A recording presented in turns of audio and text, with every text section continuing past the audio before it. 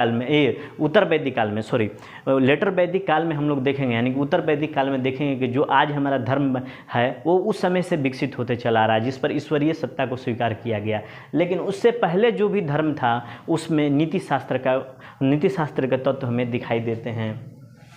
जैसे कि एग्जाम्पल के तौर पर और भी देख लेते हैं, मनुस्मृति का एक उदाहरण लेते हैं। मनुस्मृति में मनुस्मृति जो एक आचार संहिता है, कोड ऑफ कंडक्ट है, इसमें सीधे सीधे धर्म को नीति का नाम नहीं दिया है, लेकिन ये आप देखें कि ये धर्म के जो 10 लक्षण बताए गए हैं वो नीति शास्त्र से संबंधित है। इसमें कहा गया है कि हमें धैर्य रखना चाहिए, हमें क्षमा कर देना चाहिए, जिससे क्या होगा कि समाज में समरसता आएगी, आपस में तालमेल अच्छा होगा।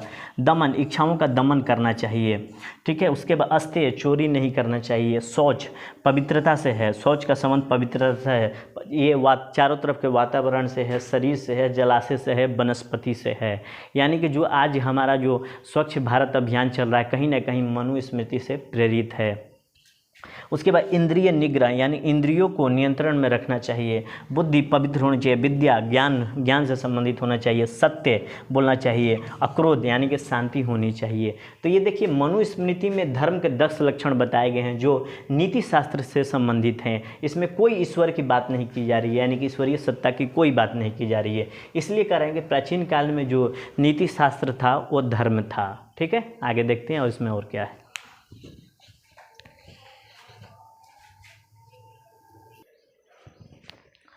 इस तरह हम मनुस्मृति देखते हैं कि मनुस्मृति भारत की आचार संहिता का फाउंडेशन है, कोड ऑफ कंडक्ट का बुनियाद है, जहाँ पर कर्मकांड, यज्ञ, धर्म यात्रा, तीर्थ यात्रा नहीं दिखाई दे रही है। यहाँ सारे तत्व मनोविज्ञान से जुड़े हुए हैं, व्यक्ति के हित से जुड़े हुए हैं, व्यक्ति के विकास में जो सहयोगी हो सकते हैं वो तत्व यहाँ पर हैं। समाज के हित जुड़े हुए हैं, समाज को बांध कर रखने वाले तथ्य हमें दिखाई देते हैं और जो कि समाज को सुव्यवस्थित रखते हैं। अगर समाज को सुव्यवस्थित नहीं रखेंगे, हम यह काम नहीं करेंगे तो दूसरा भी तो नहीं करेगा, तो समाज का क्या स्थिति होगा। ऐसा अगर सोच के करेंगे तो समाज तो उथल पुथल मच जाएगा। लेकिन मनुस्मृति समाज को सुव्यवस्थित करता है, समाज को बांध कर रखता है। तो यहाँ हमें दिखाई देता है कि नीति शास्त्र इक्वल टू धर्म। जो नीति शास्त्र है वो क्या है? धर्म है, लेकिन वो ईश्वरीय तत्व नहीं है। जो धर्म है चाहे जो नीति शास्त्र है वो ईश्वरीय तत्व नहीं दिखाई देता है। लेकिन दूसरे भाग में हम लोग देखते हैं तो क्या होता है कि जो वर्तमान में जो धर्म है, वर्तमान में धर्म है, अगर तुलना करने के लिए आए, अगर नैतिकता और धर्म में संबंधों के बारे में पूछेंगे तो आप लोग पीछे से जाकर कहेंगे कि जो पुराना प्राचीन धर्म था, नैतिकता और धर्मशास्त्र दोनों इक्वल था, लेकिन ईश्वरीय तत्व को वहाँ स्वीकार नहीं किया गया है। लेकिन वर्तमान में देखेंगे कि जो वर्तमान में जो धर्म है वो ईश्वरीय तत्व को स्वीकार करता है, ईश्वरीय सत्ता को स्वीकार करता है। ये मजहब, रिलीजन, पंथ का रूप ले लिया है। जो धर्म है मजहब, रिलीजन, पंथ का रूप ले लिया है। ये ईश्वरीय सत्ता को स्वीकार करता है और कहता है कि जिसने ईश्वर जो है नियम और कानून बनाते हैं, तो वहीं जो नियम और कानून बनाते हैं किस किस रूप में हमें दिखाई देते हैं, तो हमें अवतार के रूप में, अगर हिंदू धर्म को देखें तो अवतार के रूप में दिखाई देंगे। हिंदू धर्म में बहुत सारे अवतारों की चर्चा की गई है। एग्जाम्पल के तौर पर देखें तो कृष्ण एक अवतार है जिन्होंने गीता का संदेश दिया था। ये नीति शास्त्र से जुड़ा हुआ विषय है।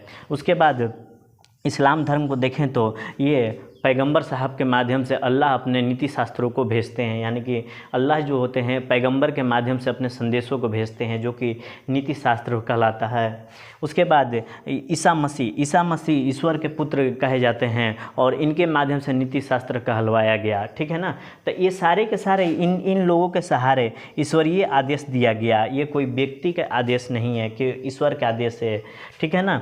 जैसे कि आगे चल के हम देखेंगे कि अभी तुरंत देखते हैं कि यहाँ जो नीति शास्त्र है वो ईश्वर के आदेश है। इसमें 3 चीज़ों का समावेश मिलेगा। इस आदेश में 3 चीज़ों का समावेश मिलेगा। पहला ज्ञान, हमें अपने धर्म का ज्ञान होना चाहिए।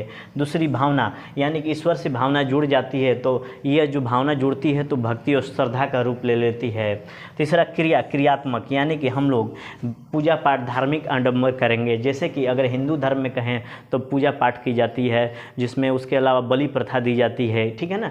तो वो हिंदू धर्म से जुड़ गया। अगर इस्लाम धर्म से देखें तो मस्जिद जाना, रोज़ा रखना, ईश्वर को खुश करने के लिए प्रार्थना करना, ये सारे नैतिक तत्वों में शामिल है। वहीं ईसाई धर्म की बात करें तो यहाँ पर पवित्र जल की बात की गई है, बैप्टाइज वाइन की बात की गई है। तो ये सारे चीज़ों को अगर हम लोग देखें तो ये ईश्वरीय आदेश के रूप में हम देख सकते हैं और ये नैतिक रूप में हमें दिखाई देते हैं, ठीक है ना।